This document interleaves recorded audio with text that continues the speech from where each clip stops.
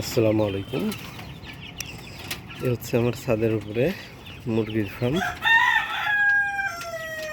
এখানে এটা সেট, এটা ডিম পাড়া মুরগি, আর এটার মধ্যে বাচ্চা মুরগি।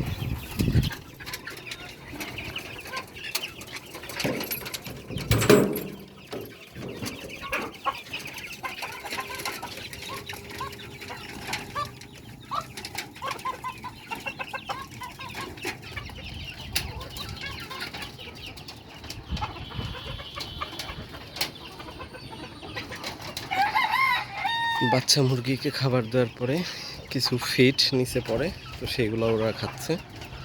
তো এমনভাবে পোষ মানানো যে এই দেখেন 4-5টা খোলা, তবুও মুরগিগুলা এর থেকে নিচে নামে না বা পড়ে না।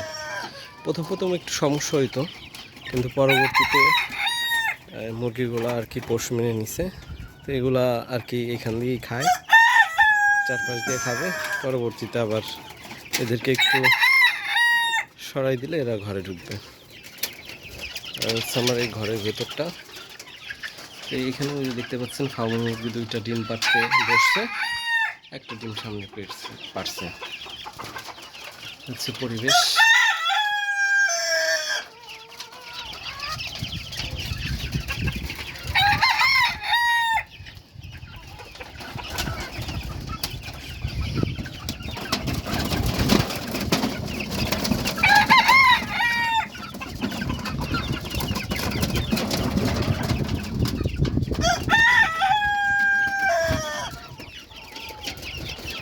বাচ্চাগুলোকে ভাত খেতে দিল।